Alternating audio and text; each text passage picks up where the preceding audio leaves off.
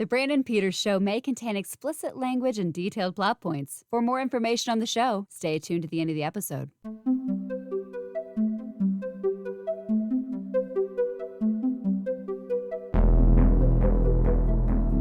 Happy 4K Blues Day, everyone. Brought to you by whysoblu.com. It's been a minute. Thanks for tuning in whenever you're able to, and I appreciate it. This week, I've got myself a little stack of things to share, so hang in there. And let's start off with a giveaway. Yes, I haven't had a giveaway in quite some time, but hey, I've got one today. And funny enough, it's Friday the 13th related. Since we just did Jason Takes Manhattan yesterday, I have a giveaway. I have a digital copy code for Friday the 13th, the original, the uncut version, and Friday the 13th Part 2. So I'll be giving away codes for both. You win, you get one, you get two. So all the not hockey mask Friday the 13th movies are yours. All you got to do, like all the time, in the comments below, or Twitter or Instagram, you make a post, hit me up in it, use a GIF, a meme, something funny, and then the hashtag for this one, and I'll explain. One of my favorite moments in cinema history comes from Friday the 13th Part 5. Yes, I'm talking about those damn enchiladas, where Jason kills the star of Juana Man, Miguel Nunez, in an outhouse after him and his girlfriend have sung back and forth to each other saying, ooh, baby, ooh, baby. You know the scene, it's great. So, all you gotta do, tweet me, Instagram, comment, Facebook even if you want to, and hashtag shitboxserenade. Hashtag shitboxserenade. You're entered to win Friday the 13th, the original uncut, and Friday the 13th Part 2, both high definition digital codes. They'll redeem. I'll send them to you when I pick the winner next week. So enter to win that.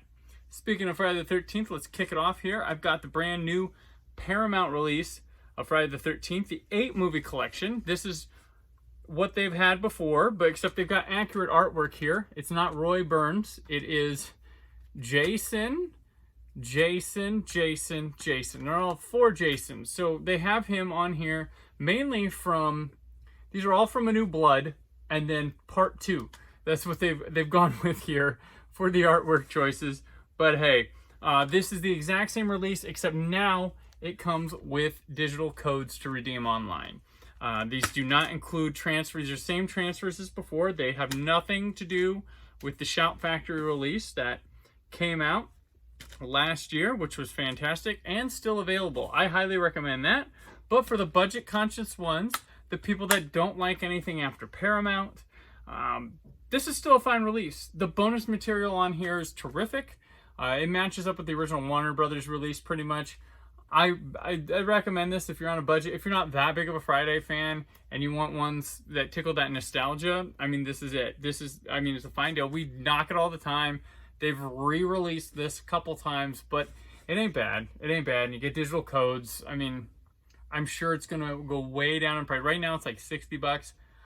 I'm sure you're going to catch this at like 20 sometime. So Friday the 13th 8-movie collection. It's the new one. Just an upgrade from the previous one, adding digital codes. Next up, I've got this a little bit old, but Transformers the movie, the Steelbook from Shout Factory. For this one's, I believe it's 35th or so anniversary. I really dig this movie. It's quite cool.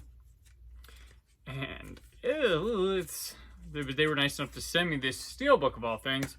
And inside here comes with some cards, and I'm going to get them out.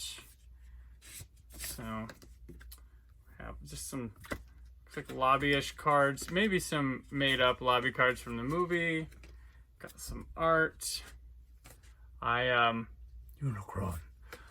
Yes, I think the transfer on this one is pretty darn stupendous, and the audio is the same, and it's kind of not the best. It's good enough. It's good enough for the experience. But Transformers the movie, my favorite of the Transformers movies. I also love Bumblebee. That one's awesome too. So I've got a twofer. I've got this thing, this gem from the 80s, and the one that takes place in the 80s. Transformers. I've got a couple Warner Archive titles up next. Prince of the City. It's a Sidney Lumet film. And this one's got Treat Williams in it and Jerry Orbach. It's about police corruption, and it's a really cool movie. It is almost 3 hours long. Has a 30-minute documentary about what this was based on, and it's pretty cool. Treat Williams is phenomenal in this movie, and I like that he plays a cop that has to narc on his people, but he doesn't want to do it, and he feels it's about his back and forth about not wanting to do it. Quite good movie. Quite good movie. Just checked it out recently. Never seen it before. I've got also One Crazy Summer, the John Cusack, Demi Moore teen comedy. And it's got Bobcat Goldthwait. I think Curtis Armstrong's in here too. It's a little comedy movie they're bringing out. Not too bad. It's Kevin Thomas at the Los Angeles Times calls it a zesty, hot weather tonic, a laugh riot. All right. Next up, also from Warner Brothers, The Conjuring, The Devil Made Me Do It. Now known as The Conjuring 3, The Devil Made Me Do It. They added this little thing on there. And this one's a pretty cool movie. This was a day-and-date HBO Max and theaters simultaneous release and still found good success. So you can do that. If people want to see movies, they'll go see them in the theater. This movie actually benefited me because I wanted to see it opening weekend, but I was out of town. I had all this stuff going on, couldn't make it. So I was like, well, in this case, I guess I will take advantage of the HBO Max. And they didn't need me for it. They made plenty of good money with that Conjuring movie. I think the series is okay. I'm more of an Insidious person, but they're both fine. They're both wonderful. The second two Annabelle films are quite good too. All right, moving on to another 35th anniversary here. I got the second 4K Ultra HD release of Labyrinth, which they have improved. Now see all this stuff? This is a slipcover. It actually looks like this.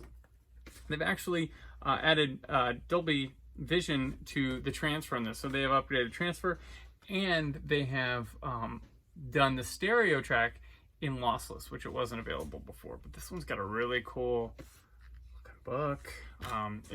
It's got this book in here where you can see sketches, script notes, set photos. I mean, this is just the previous release I really liked. I know some people were hitting this on the transfer. I thought I liked the grain and stuff. I haven't popped this one in yet to see the difference. I've heard it minuscule, but the stereo track being lossless is good, and they've added new bonus features. So it is a worthwhile upgrade for big fans of Labyrinth, which I'm a pretty big fan of Labyrinth, so I will take that.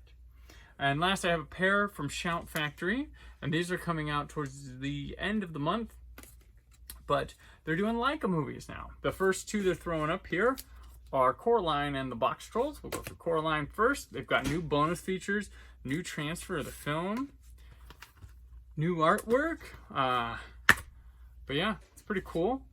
It's a 2-disc set, and inside, I'll show the other disc here. So, boom. Inside here, I've got a little booklet, and in the booklet, I've got some behind the scenes photos, and they've got an essay in here. Kubo cool. I'm big Leica fan. I love all their movies. They're all great. I'm really excited for the next batch of Kubo and the Two Strings and Paranorman to come. So, and I have this little collection, and now I told my wife when these showed up, I was like, oh look, now I have my own copies of these now too, because these go with our children's movies. But I dig them. I dig them. Love it. Box Trolls. Let me get the booklet out for that. Box Trolls is probably, if I had to rank, because all us nerds do is rank things, Box Trolls might fall last, but I still love it. Still love it. There we go. Box Trolls are missing link. The other three are perfection. So yeah, you get these little nice essay things. Love it. Love it. I'm so excited Shout Factory's bringing these out.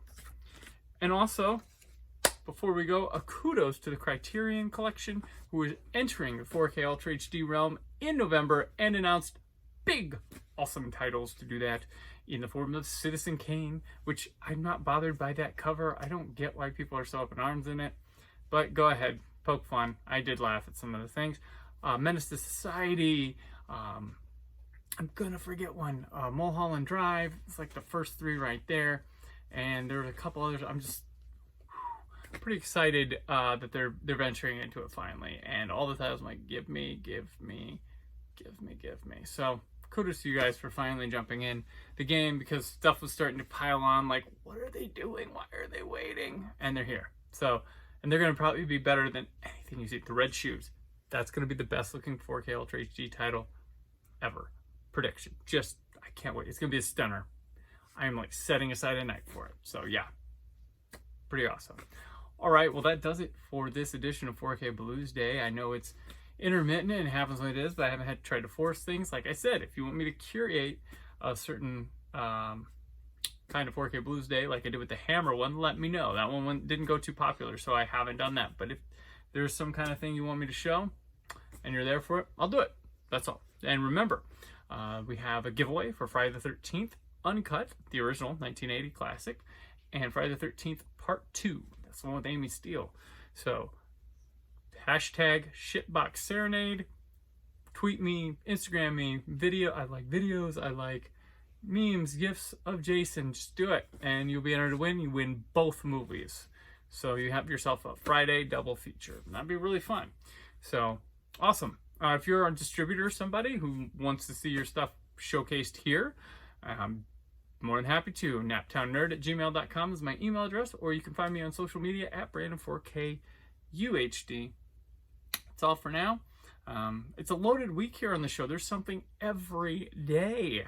Tomorrow we have old teen show The Heights, and there'll only be one more after that. And then we might, I don't know where we're going, but we might be going somewhere familiar after that. And on Thursday, we have the commentary for Candyman for Out Now with Aaron and Abe, featuring Scott Mendelson, Aaron Neuwirth, and Yancey Burns of the Milky Way Blues. And then Friday, Kate Bush, Jimmy O, and I talking. And I apologize, we had some video errors on Jimmy O's end, and so there will be no uncut video versions of things. I did leave the episodes both Monday and Friday uncut for those who like them. It drives me nuts because I like to edit, but that's for you. All right. Till tomorrow, always remember to keep the positivity in your online film chatter. Thank you for listening. The Brandon Peters Show is a Creative Zombie Studios production. Produced by Brad Shoemaker and Brandon Peters. Written and edited by Brandon Peters. Announcer vocals by Jessica Alsman. Theme song by Metavari. Web design and show art by Brad Shoemaker with Brandon Peters. All music and clips featured in the episode are property of their respective studios, and no infringement is intended.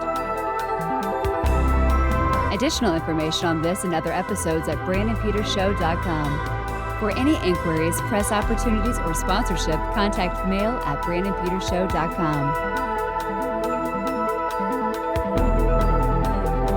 The show is available on Apple Music, Spotify, or anywhere podcasts are found.